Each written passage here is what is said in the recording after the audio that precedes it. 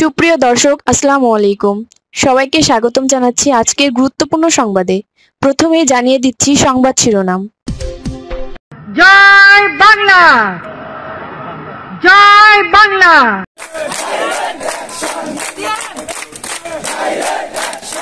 তো পুলিশ কি বিরাট পরিকল্পনা ফাঁস করে দিয়েছে, তারা নাকি ভেস্তে দিয়েছে সেই পরিকল্পনা যে 13 তারিখ আওয়ামী লীগের পরিকল্পনা ছিল যে যমুনা এবং তার আশপাশে 1 লক্ষ বেলুন ওড়ানো, যেসব বেলুনের গায়ে দলের লোগো, শেখ হাসিনার ছবি এসব থাকার কথা আছে। তো এই বেলুন ওড়ানোর কর্মসূচি সেটা এই 25 জনকে গ্রেফতার করেই ভেস্তে দেওয়াই গেল, সেটাই বা বলা যায় কি করে? সরকারের আসলে আতঙ্কের জায়গা সেখানেই। সরকার বুঝতেই পারছে না যে কি বিরাট পরিকল্পনা আওয়ামী লীগ করেছে। 13ই নভেম্বর আওয়ামী লীগের কর্মসূচিকে ঘিরে ঠিক কি ঘটনা ঘটতে যাচ্ছে, কিংবা আওয়ামী লীগ যে বলছে 10ই নভেম্বর থেকেই তারা সারা দেশে তাদের কর্মসূচি শুরু করবে, ঠিক কি ঘটিয়ে ফেলবে তারা, এই নিয়ে সরকারের ভেতরে আতঙ্ক যে চরমে উঠেছে তা সরকারের বিভিন্ন শীর্ষ ব্যক্তিদের প্রতিক্রিয়া থেকে স্পষ্ট হয়ে উঠছে।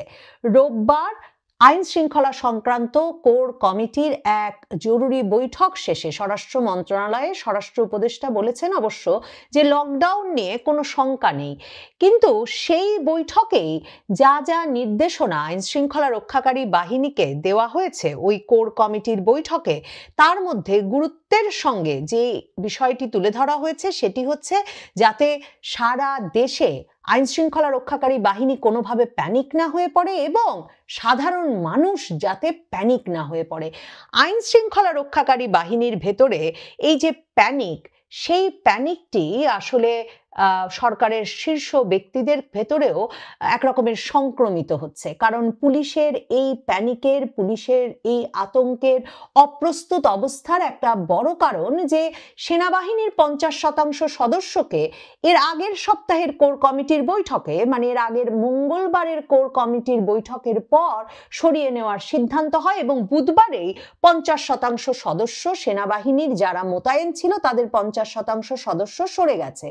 এখন পুলিশ বলছে তারা কি করে আওয়ামী লীগের এত একটা বড় কর্মসূচির সময়ে, এবং যে সময়ে জামায়াতে ইসলামী সহ ইসলামিক দলগুলো বলছে তারাও নাকি রাজপথে নেমে আসবে, এবং বিএনপির এমপি প্রার্থীরা এবং এমপি প্রত্যাশীরা, মানে প্রার্থিতা প্রত্যাশী ব্যক্তিরা সারা ঢাকা শহর জুড়ে মিছিলের পর মিছিল করছেন, এমন সময়ে পুলিশের ওপরেই সব দায়িত্ব দিয়ে ফেলে 50% সেনা সদস্য কেন সরিয়ে নেওয়া হলো, এই সিদ্ধান্ত ঠিক সিদ্ধান্ত হলো কিনা আতঙ্কিত পুলিশ বাহিনী সে কথা স্বরাষ্ট্র উপদেষ্টাকে এই আইন শৃঙ্খলা সংক্রান্ত কোর কমিটির বৈঠকে বলার পর স্বরাষ্ট্র উপদেষ্টা বলেছেন প্যানিক হওয়ার কিছু নাই, সেনাবাহিনী যেমন মোতায়েন ছিল তেমনই মোতায়েন থাকবে। তা তো নিশ্চয়ই, সেনাবাহিনী তো গত বুধবার থেকেই 50% কম সংখ্যায় মোতায়েন আছে, কাজেই ঠিক তেমনি মোতায়েন থাকবে, এ কথাটুকু বলে স্বরাষ্ট্র উপদেষ্টা বলেছেন এই নিয়ে আতঙ্কের কিছু নাই। স্বরাষ্ট্র উপদেষ্টা একটা কথার ফাঁকি ঝুঁকি দিতে চেয়েছেন বটে যে সেনা তো মোতায়েন আছেই, এই নিয়ে আতঙ্কের কিছু নাই, কিন্তু সেনাবাহিনীর 50% যে সরে গেছে এ বিষয়ে পুলিশ বাহিনীর কোনো সন্দেহ নাই, কারণ সেই আইন শৃঙ্খলা সংক্রান্ত কোর কমিটির বৈঠকের পর এই চিঠি যে সেনা সদর দফতরে গিয়েছিল, বুধবার যখন সেনা সদর দফতর থেকে একটা সংবাদ সম্মেলন করা হয় তখন কিন্তু সে কথা জিজ্ঞেস করা হয়েছিল সেনা কর্মকর্তাকে, এবং সেনা কর্মকর্তা ব্রিগেডিয়ার জেনারেল দেওয়ান মোহাম্মদ মঞ্জুর হোসেন স্পষ্টতই বলেছিলেন যে তাদের কাছে এই সেনাবাহিনীর অর্ধেক সদস্যকে সাময়িকভাবে প্রত্যাহারের বিষয়ে চিঠি চলে এসেছে, এবং তিনি বলে দিয়েছিলেন যে প্রত্যাহারের বিষয়ে আমরা চিঠি পেয়েছি এবং সে অনুযায়ী আমরা আইন শৃঙ্খলা পরিস্থিতি বিবেচনায় রেখে প্রয়োজনীয় ব্যবস্থা নেব। কারণ আমার দেশ পত্রিকা তখন সেই খবর দিয়ে স্পষ্টতই বলেছিল যে মাঠ থেকে কেন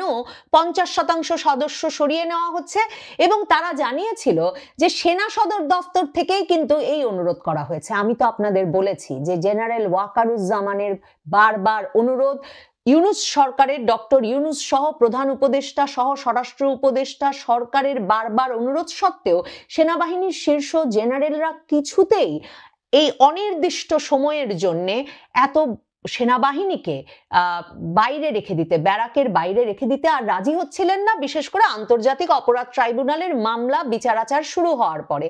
এবং সেই অভিমান, হতাশা, ক্ষোভ এসব থেকেই সেনাবাহিনীর অর্ধেক সদস্য তারা সরিয়ে নিয়েছেন।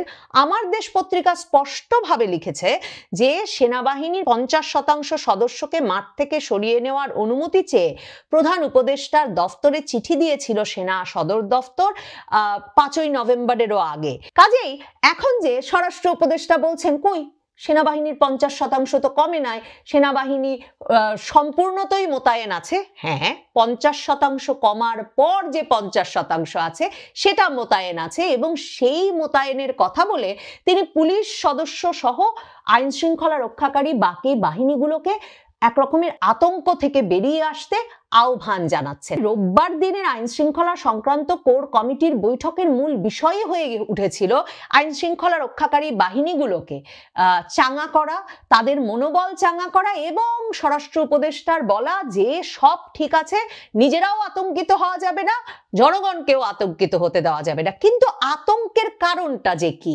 মানে আওয়ামী লীগ ঝটিকা মিছিল তো প্রত্যেক দিন করছে, মানে গ্রেফতারের পর গ্রেফতার হচ্ছে।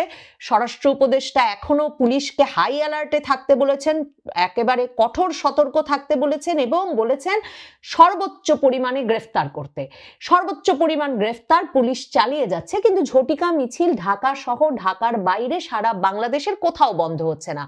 লকডাউন কর্মসূচির দিন, মানে 13 তারিখ আওয়ামী লীগ ঠিক কি করে ফেলবে, ওটা আওয়ামী লীগের ফেসবুক পেজ থেকে শুরু করে কোথাও গেলে সেভাবে স্পষ্টভাবে বোঝা যায় না। তারা শুধু বলছে যে যেখানে আছেন সেখান থেকেই আপনাদেরকে একজনে বা 1000 জনে জড়ো হয়ে প্রতিবাদ জানাতে হবে যে একটা ক্যাঙ্গারু কোর্টে, একটা সাজানো আদালতে শেখ হাসিনার বিচারের রায় ঘোষিত হতে যাচ্ছে, এর প্রতিবাদ জানাতে হবে। এবং 10 তারিখ থেকেই নাকি আওয়ামী লীগ এই তাদের কর্মসূচি আরো জোরদার করবে।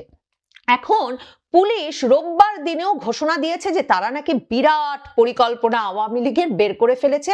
25 জন নেতাকর্মীকে তারা গ্রেফতার করেছে একদিনে, এবং তারা বিরাট পরিকল্পনা বের করেছে, ফাঁস করে দিয়েছে। এবং বিভিন্ন সংবাদ মাধ্যম দেখলাম আওয়ামী লীগের বিরাট পরিকল্পনা ফাঁস, এরকম একটা সংবাদ শিরোনামও করছে। সেই সংবাদের ভেতরে ঢুকলে জানা যায় যে আসলে আওয়ামী লীগ 1 লক্ষ বেলুন ওড়ানোর একটা কর্মসূচির পরিকল্পনা করছিল। যারা গ্রেফতার হয়েছেন, যেই 25 জন, যাদের আবার ছবি এখন সরকার ঢাকা মেট্রোপলিটন পুলিশের তরফে গ্রেফতারকৃতদের ছবিগুলো ব্লার করে দেওয়া হচ্ছে। সম্ভবত সরকার এই এফেক্টও টের পাচ্ছেন যে এত হামলা মামলার পরে আওয়ামী লীগের অঙ্গ সংগঠন, মানে এমনকি শহীদ রাসেল স্মৃতি পরিষদের কর্মীরাও দেখা যাচ্ছে মাঠে নেমে এসেছেন। এই যে নারী সংগঠনের কর্মী, শ্রমিক সংগঠনের কর্মী, যুব সংগঠনের কর্মী, সবাই মাঠে, নারী পুরুষ সকলে মাঠে। এই অবস্থায় পুলিশ বোধহয় এমন একটা এফেক্টও টের পাচ্ছেন বা মনে করছেন যে যাদের ছবি ছাপা হচ্ছে গ্রেফতার হওয়ার পরে, তাদের হয়তোবা এক ধরনের প্রভাব পড়ছে, বীরের প্রভাব পড়ছে, যেই বিরচিত প্রভাবের ফলে অন্য নেতাকর্মীরা আগ্রহী হয়ে পড়ছেন আন্দোলনে যোগ দিয়ে গ্রেফতার হতে। সে কারণেই সম্ভবত পুলিশ ওই ছবিগুলোকে এখন আবছা করে দেওয়া শুরু করেছে।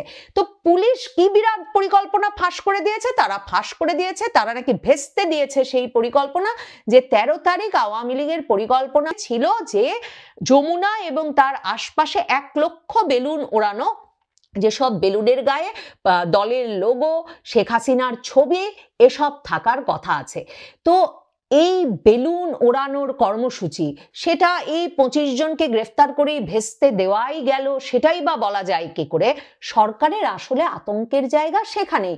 সরকার বুঝতেই পারছে না যে কি বিরাট পরিকল্পনা আওয়ামী লীগ করেছে। আর আমি তো আপনাদেরকে বলেছি যে আমার দেশ পত্রিকা সুস্পষ্টভাবে লিখেছে যে নিরাপত্তা সূত্র, গোয়েন্দা সূত্র নাকি আইন শৃঙ্খলা রক্ষাকারী বাহিনীগুলোকে বলছে, সরকারকে বলেছে যে আওয়ামী লীগ লক্ষাধিক লোকের সমাবেশ ঘটিয়ে ফেলতে চায় 13 তারিখ, এবং সেজন্য মহাসড়কগুলো থেকে শুরু করে বিভিন্ন জায়গায় কে কোথায় সমাগম ঘটাবেন সেজন্য বিভিন্ন শীর্ষস্থানীয় নেতাদেরকে দায়িত্ব দিয়ে সরিয়ে দেওয়া হয়েছে এবং ভারতে পলাতক শীর্ষস্থানীয় নেতাদের সঙ্গে ভারতে পলাতক শীর্ষস্থানীয় পুলিশ কর্মকর্তা এবং সেনা কর্মকর্তারা মিলে এই লক্ষাধিক লোকের সমাবেশ ঘটাতে কাজ করছেন। কাজে সরকার লক্ষাধিক লোকের সমাবেশ ঘটানোর বিষয়টি ভেস্তে দেওয়ার জন্য গ্রেফতার চালাচ্ছে, আর গ্রেফতার করার পরে জানতে পারছে এই নেতাকর্মীরা বেলুন ওড়াবেন বলে ভাবছিলেন, এবং তখন পুলিশকে সেটাকেই বিরাট পরিকল্পনা ফাঁস করে দিয়েছে তারা গ্রেফতারের মাধ্যমে, সেটা বলে সংবাদ মাধ্যমে এবং স্বরাষ্ট্র উপদেষ্টার সামনে প্রচার করতে হচ্ছে। কিন্তু এসবে আতঙ্ক কাটছে না, আর এই আতঙ্কটাই এখন সবচেয়ে বড় সমস্যা হয়ে দেখা দিয়েছে সরকারের ভেতরে এবং সরকারের আইন শৃঙ্খলা রক্ষাকারী বাহিনীগুলোর মধ্যে এই আওয়ামী লীগের কর্মসূচিকে সামনে রেখে। দেখেন, যেই চিঠিতে আইন শৃঙ্খলা সংক্রান্ত কোর কমিটির যেই সভা থেকে চিঠিটা পাঠিয়ে সেনা সদর দপ্তরের চিঠির জবাবে 50% সেনা সদস্য সরিয়ে নেওয়ার কথা বলা হয়েছিল, সেখানে আইন শৃঙ্খলা সংক্রান্ত কোর কমিটির সেই সভায় ওই চিঠিতে লেখা হয়েছিল, আমার দেশে লিখছে যে স্বরাষ্ট্র মন্ত্রণালয়ের চিঠিতে লেখা হয়েছিল যে আইন শৃঙ্খলা পরিস্থিতির একটা সার্বিক উন্নতি লক্ষ্য করা যাচ্ছে এবং এই অবস্থায় সেনাবাহিনী 50% সদস্য সরিয়ে নিতে পারে। তাদের যে চিঠি দেওয়া হয়েছিল তার জবাবে সে কথা বলা হয়েছিল।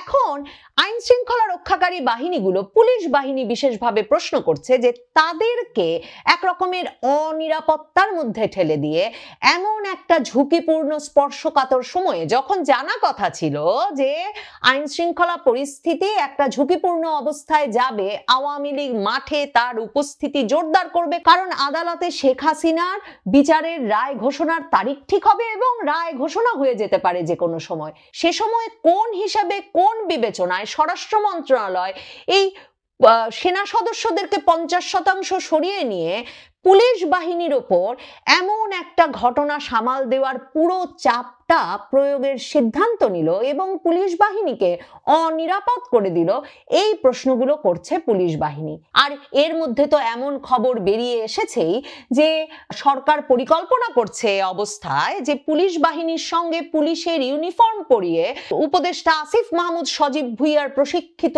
সশস্ত্র বাহিনীও নেমে পড়তে পারেন মাঠে, এমন দলিল ভারতীয় সংবাদ মাধ্যম anynews.in দাবি করছে তাদের কাছে পৌঁছেছে পুলিশের বিস্তারিত পরিকল্পনার সেই দলিলও। তবে সেনাপ্রধান ওয়াকারুজ্জামানের সঙ্গে শীর্ষ জেনারেলদের সর্বশেষ বৈঠকেও তারা এই সিদ্ধান্তে অটল আছেন যে এমন পরিস্থিতিতে, রাজনৈতিকভাবে এমন স্পর্শকাতর পরিস্থিতিতে সেনাবাহিনী কিছুতেই পূর্ণ শক্তি নিয়ে মাঠে থাকতে চায় না এবং এই রাজনৈতিক পক্ষগুলোর মধ্যকার এমন একটা হামলা পাল্টা হামলার আশঙ্কার মধ্যে তারা রাজপথে থাকতে চায় না এবং একটা অন্তর্ভুক্তিমূলক নির্বাচন না হলে, অংশগ্রহণমূলক নির্বাচন না হলে সেনাবাহিনী হয়তো আর কখনোই 100% যতজন মাঠে ছিল, মানে 30,000 সৈন্য মাঠে ছিলেন প্রত্যেক শিফটে, সেই 30,000 সৈন্য সারা বাংলাদেশে আইন শৃঙ্খলা রক্ষার কাজে আর কখনোই নিয়োজিত হতে বাইরে বেরিয়ে আসবেন না। আর পুলিশ বাহিনী বলছে যে এমন পরিস্থিতিতে তাদের কি অত্যন্ত সক্রিয় হওয়া ঠিক হবে, আর আওয়ামী লীগের ভেতর থেকেও পুলিশ বাহিনীকে এসব কথা বলে নাকি উদ্বুদ্ধ করা হচ্ছে যে পুলিশের ওপর যে অত্যাচার হয়েছে, যে নির্যাতন হয়েছে, যে ধরনের হত্যার ঘটনা ঘটেছে, সেসব হত্যার কোনো বিচার তো এই বর্তমান সরকার করেই নাই। পুলিশ হত্যার জন্য দায় মুক্তি দিয়ে দেওয়া হয়েছে 2024-এর জুলাই থেকে আগস্ট পর্যন্ত আন্দোলনে অংশগ্রহণকারীদের। এই অবস্থায় আওয়ামী লীগের ভেতর থেকে পুলিশের বিভিন্ন সূত্রের সঙ্গে যোগাযোগ করে পুলিশকে জিজ্ঞেস করা হচ্ছে যে এই পুলিশ বাহিনী যে সরকারের জন্য সক্রিয় হয়ে আওয়ামী লীগ দমনে সর্বশক্তি নিয়োগ করার জন্য নামছে পথে, সেটা পুলিশের ভবিষ্যতের জন্যও মঙ্গলজনক হচ্ছে কিনা।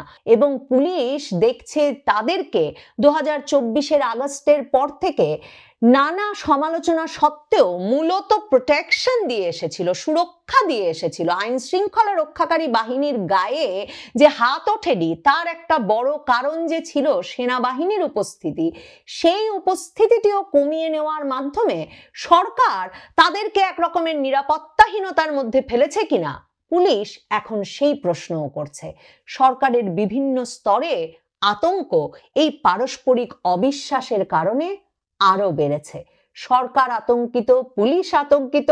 আর আইন শৃঙ্খলা সংক্রান্ত কোর কমিটির বৈঠকে স্বরাষ্ট্র উপদেষ্টা বলেছেন জনগণ যাতে প্যানিক না হয় সে বিষয়টি দেখে রাখতে। জনগণ আওয়ামী লীগের বেলুন ওড়ানো কর্মসূচি নিয়ে প্যানিক কিনা, আতঙ্কিত কিনা তা নিশ্চিত হওয়া না গেলেও সরকার যে ব্যাপক